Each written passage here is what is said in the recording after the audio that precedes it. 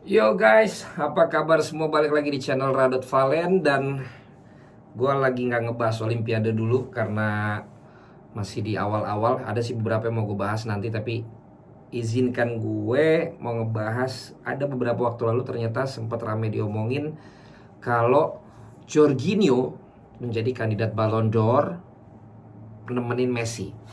Dan kemudian ada kegulung berita bahwa Jorginho juga bilang kalau gue bukan pemain yang paling berbakat memang, tapi kalau dari gelar gue rasa gue yang paling banyak.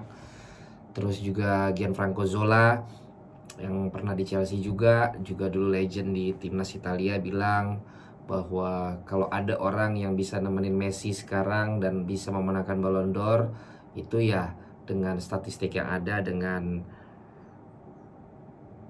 gelar yang diraih, dan itu adalah Jorginho, dan dia menjagokan Jorginho untuk menjadi pemenang di Ballon d'Or itu ya.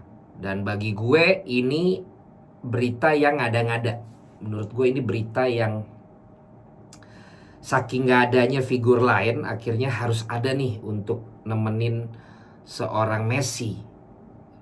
Dimunculkanlah Jorginho gitu. Jadi malah menurut gue, dengan baru adanya tahun ini Ballon d'Or, yang paling dirugikan sebenarnya bukan Jorginho kalau nanti sampai dia kalah, tapi sebenarnya menurut gue adalah Lewandowski, si Lowi itu, karena tahun lalu dia adalah kandidat di Ballon d'Or kan.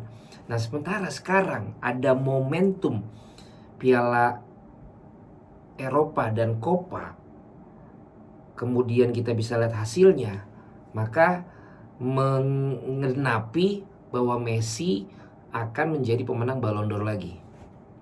Jadi bagi gue itu menggelikan kalau sampai Jorginho menganggap dirinya atau dianggap oleh yang lain bisa untuk mendapatkan gelar itu.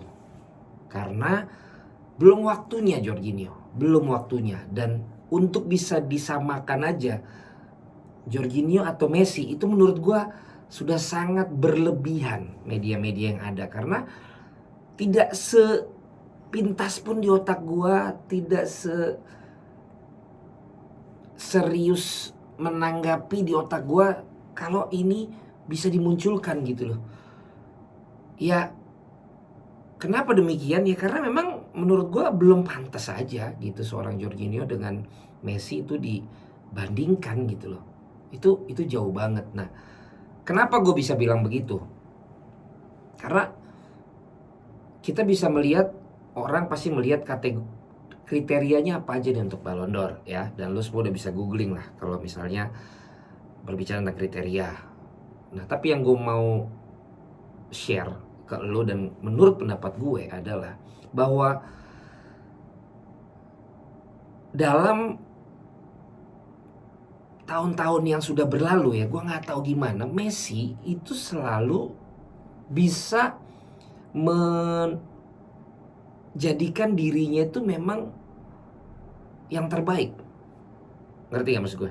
Jadi dari era dia jadi pemain baru di bawah senior-seniornya waktu di Barcelona, dia bisa muncul dengan konsisten menjadi pemain yang penting. Kemudian akhirnya mulailah memang dia menjadi pemain paling penting bersama dengan tim paling sempurna dulu bersama rekan-rekannya di tengah dan juga Pep Guardiola. Dia tetap menunjukkan bahwa dia adalah yang paling penting dan berkontribusi luar biasa. Sampai di era transisi, ketika dia menjadi kapten, yang menurut gue dia sebenarnya bukan figur yang kapten menurut gue, dia pun tetap konsisten untuk bisa menunjukkan dirinya bisa bermain dengan generasi yang lebih muda setelah itu. Jadi lo bisa nangkep kan apa yang gue maksud? Dia bisa bermain dan menjadi pemain dengan statistik dan juga dengan pencapaian yang luar biasa ketika dia masih paling muda di tengah senior-seniornya. Kemudian dia tetap yang paling menonjol dan paling vital ketika memang momen generasinya, momen angkatannya yang menjadi motor yang menjadi generasi emas waktu itu di Barcelona. Lalu setelah teman-temannya banyak yang ninggalin, apakah pensiun, apakah pindah, transisi, Messi sempat isu dia akan pindah segala macam. Bahkan itu juga menjadi nilai plus menurut gue. Dia udah menunjukkan gak betah kepada Barcelona, tapi akhirnya ditahan sampai ke Federasi Spanyolnya, bahkan yang meminta dia untuk tetap bertahan. Tapi bukannya dia ngambek terus dia main jelek, dia tetap aja konsisten main bagus bersama tim yang udah bukan generasinya dia, artinya dengan yang di bawahnya dia tetap. Dan lo bisa lihat sendiri data statistiknya. Terus kelanjutannya adalah itu aja dia udah dapat Ballon d'Or. Kurangnya dari Messi dari cerita tadi itu adalah tidak mendapatkan gelar juara bersama negaranya. Final di Piala Dunia lawan Jerman, ya. Lupa gue semifinal apa final tuh. Pokoknya dia kalah karena golnya si Götze kan, betul ya, Götze ya. Habis itu Götze-nya hilang lagi. Terus Copa America, gue nggak tahu udah 3 kali apa 2 kali atau 4 kali. Yang jelas yang gue inget dia 2 kali berturut-turut kalah sama Chile adu penalti. Di tahun-tahun itu pun dia tetap udah diberi gelar Ballon d'Or sampai 6 kali kan. Walaupun yang 2 tahun yang lalu banyak yang mempertanyakan. Ronaldo 5 kali. Nah, apalagi sekarang guys, dia bener gak dapat gelar La Liga di Spanyol, tapi dia dapat Copa del Rey. Dan lo harus lihat juga bagaimana statistiknya selama tahun ini di level klub. Terus kemudian akhirnya dia dapat gelar juara bersama Argentina di negara Brazil dengan segala catatan rekor yang dia buat di ajang itu. Plus beban yang mendukung dan yang nyumpahin dia jangan sampai dia mendapatkan gelar itu untuk para hatersnya atau untuk para fansnya Maradona misalnya. Catatan yang menunjukkan apa yang gue bilang adalah bagaimana kalau lo lihat di Piala Eropa dibagi rata. Most goals Ronaldo 5, assist Steven Zuber 4, most free kicks Damsgaard 1, most key passes Marco Verratti 14, chance created De Bruyne 16, successful dribbles Sterling 23, accurate through balls Pedri 4, shot creating actions Pedri 27, accurate through balls Pedri 4 tadi, most goal creating actions Pedri 5. Bagaimana dengan Copa America?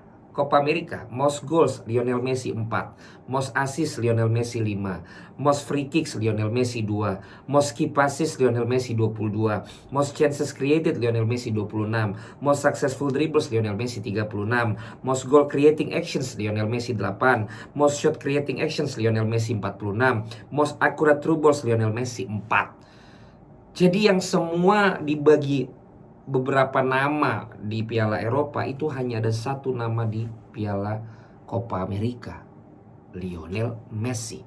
Bagaimana dengan Jorginho?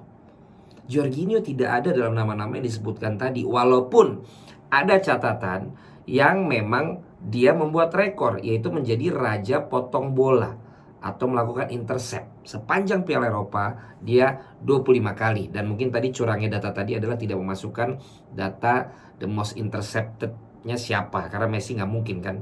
Tapi Jorginho mendapatkan itu 25 potongan operan dari lawan, melewati Marcel Desailly 24 kali, Marco Senna 22 kali, Daniele De Rossi 22 kali.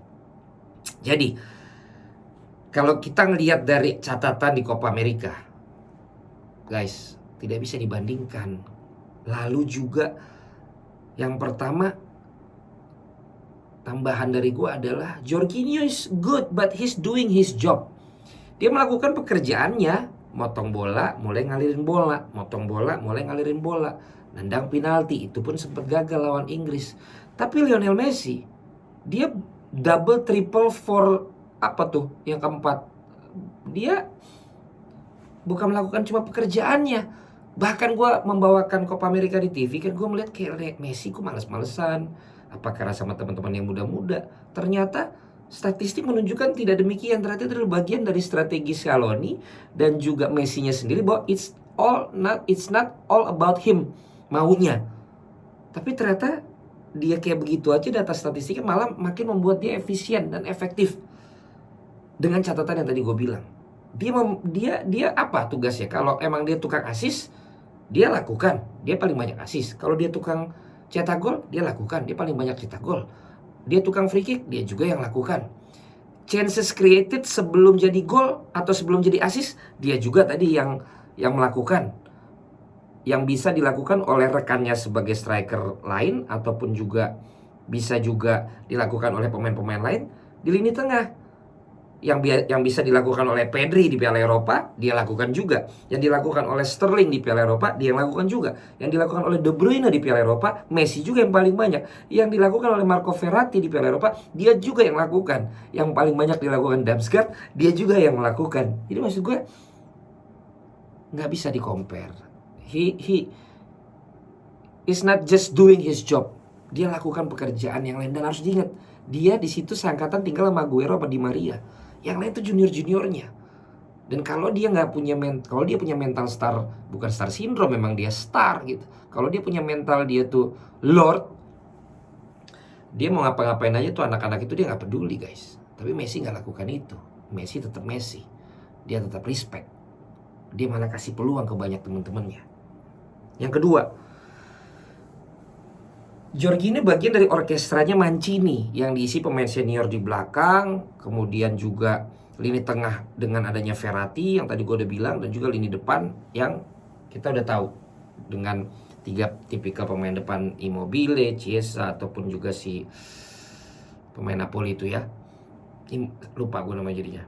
Nah kalau Messi kan bukan bagian dari orkestra, Messi adalah konduktor orkestranya. Tapi dia bisa mengkomandoi orkestranya itu sehingga mengalir dengan baik, bukan melulu maunya dia. Sementara kalau dianya jelek, bisa jadi timnya jelek. Kalau Jorginho jelek, mungkin masih bisa diganti. Messi tidak tergantikan. Dan dia memberikan orkestra itu sebuah harmonisasi sehingga, sekali lagi gue bilang, kemarin itu semuanya tidak tentang Messi di lapangan kalau lo lihat. Tapi entah kenapa hasilnya kok semuanya malah menunjukkan Messi yang terbaik. Berarti saat lo tidak ingin menunjukkan bahwa ini semua diri lo, dan lo bermain dengan lebih mendistribusikan itu semua ke teman-teman lo, ternyata lo tetap bisa jadi yang terbaik. Dan itu yang dilakukan oleh Messi. Dia tidak bekerja ekstra keras untuk menunjukkan bahwa ini loh ajangnya gue, enggak. Tapi ternyata gelarnya dia bisa dapatkan. Dan yang terakhir tadi udah gue sebut di awal tentang konsistensi dan pressure. Ya, Messi udah gue ceritain tadi bagaimana dia bisa konsisten terus dari era dulu sampai sekarang dan menghadapi pressure seperti apa. Jadi bermimpilah untuk kalian yang berpikir kalau Jorginho akan bisa mendapatkan Ballon d'Or, dan sadar dirilah untuk kalian yang berharap Jorginho akan mendapatkan Ballon d'Or. Tapi gue punya saran kepada penyelenggara Ballon d'Or supaya Jorginho jadi pemenangnya. Jadi bikin aja aturan kalau pemain udah 5 kali dapat Ballon d'Or, itu udah dianggap nggak bisa ikutan lagi. Dia udah dianggap legend Ballon d'Or. Jadi emang dia kasih kesempatan ke yang lain. Atau yang kedua, Jorginho juga bisa menang kalau Messi tiba-tiba pada saat terpilih, dia speech, dia bilang, gue udah cukup dengan ini semua. Kemenangan Argentina di Copa America bagi gue udah lebih dari ini semua, dan piala ini gue serahkan kepada Jorginho atau siapapun itu. Karena kalau bukan 2 sebab tadi yang gue bilang, atau yang ketiga, Messi mundurkan diri dari Ballon d'Or. Karena kalau bukan 3 alasan itu, Jorginho bisa menang, mimpilah. Sampai ketemu lagi.